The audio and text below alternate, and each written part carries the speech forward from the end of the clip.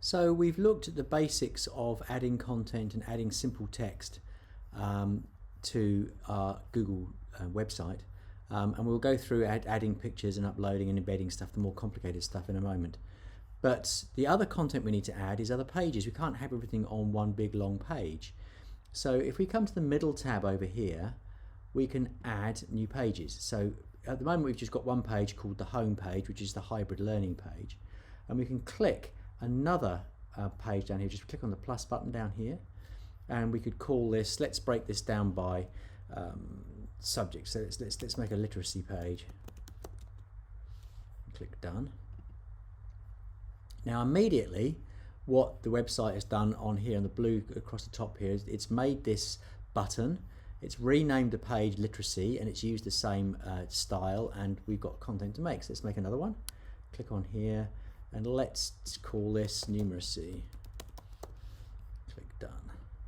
And we've now got a literacy and numeracy page, and we can go on and make as many as we like, and it will populate across here.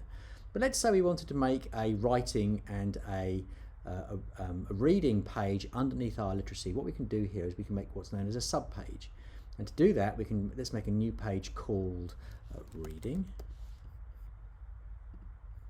and let's make a new page called writing. Click done.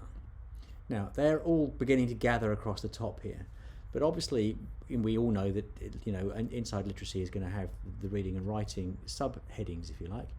So what we can do is we can now organize our website. We can click on the reading icon, click on the reading page, I might highlight it. And if we click and drag it up to the literacy page goes blue, and drop it, it becomes a sub page. And can you see now the literacy's got a drop down, the literacy button's got a drop down with a sub page underneath. Let's do the same thing with writing. So come all the way up to here, drop it onto literacy, and now the list gets shorter, and we can click on reading, click on writing, but it's all inside the literacy heading. Let's just do it one more time just to reinforce that. I'm going to make a shape and number page down here. So let's click on here. Let's go to, let's call it shape. Done. And I'm going, and it's now a sub page. Oh, I've made a mistake. It's a sub page of the literacy page. So what I need to do is click onto home. Right. And so I want to click on here, and I'm going to make a number page. Click done. So I've got my number page, but I've got this shape page in the wrong place. So I need to organize this. So I need to put my number page down here in my numeracy page, and same thing. So I've dropped the shape into the literacy page, which is a mistake. So I can just click and drag that down into under numeracy, and they're organized it all. And that's how we can create a whole range of pages in our site that makes it easy for people to navigate around, and it's on a button bar up here. So that's how we make pages. Nice and simple, nice and easy. Now let's say, for example, I wanted to start putting some resources that link to websites outside of my Google Drive, resources that I've made. I wanted to put some links to some website activities I wanted students to do. Let's go through that process. So there's a website I like to use called Huda Math, which is a really good website, and it's got some really good problem solving activities in here. So let's say I like goat crossing, and I like factory walls, and I like spill the sand. Let's try and put these three activities into our number page on our website. So I'm going to use the keyboard shortcut for a Mac to make a screenshot, which is Command-Shift-4. But if you are using a Chromebook or using a PC, there will be different shortcuts you can use. Use the snip tool on Windows, and you can use Command-Shift and the Windows key on a Chromebook. So I'm just going to click Goat Crossing. I've saved that, and I'm going to come back to here now, and I'm going to grab the URL of the website to go to the game. So let's come back to my site here. So now I want to put that on the page. I'm going to click on this option here. I'm going to click on upload, and I'm going to go to my desktop. I think it's going to be there, my screenshot I took. So it should be, let's just scroll through my screenshots. This could be this one here.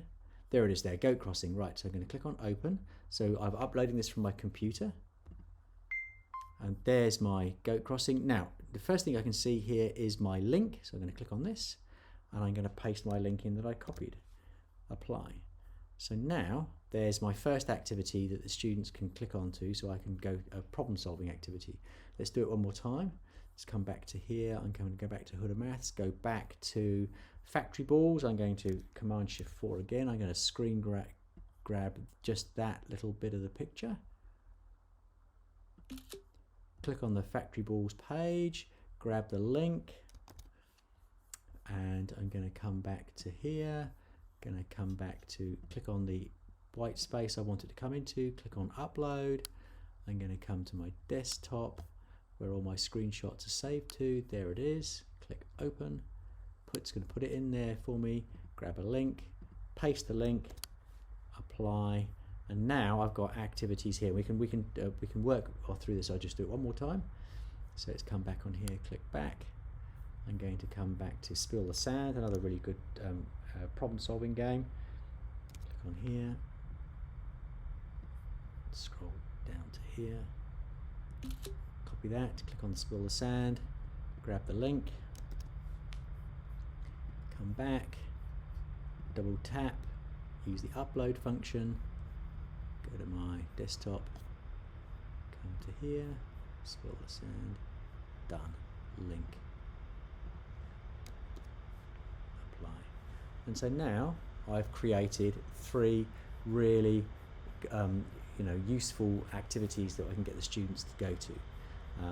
We need to have a conversation around how we can actually use these effectively, and I would put these into activities like my brain gym activities. Let me show you one of those.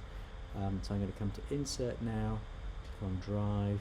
I'm going to search my brain gym activities.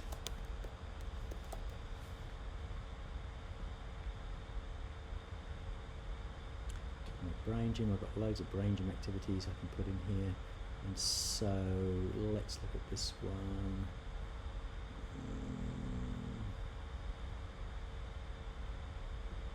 This is the one this will do. Which one's this? Crazy Frog. Yeah, so here's a Crazy Frog activity. So I can click on this and insert that. Here's another maths activity. And if we look through this, you'll see that the students have to create or do some maths around that for some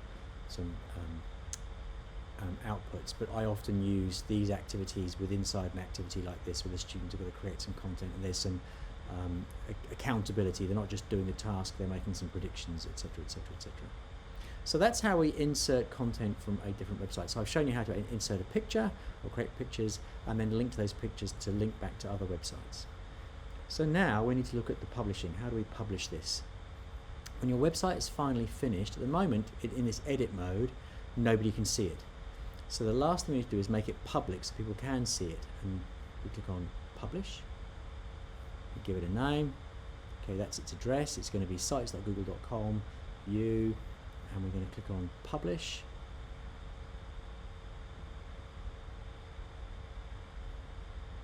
Okay, and my website is now being published. Now over here on the drop down list, you can go to view published site. You can unpublish it if you've made a mistake, or you want to withdraw it, or just publish it for a little while and then unpublish it. Click on the publish settings.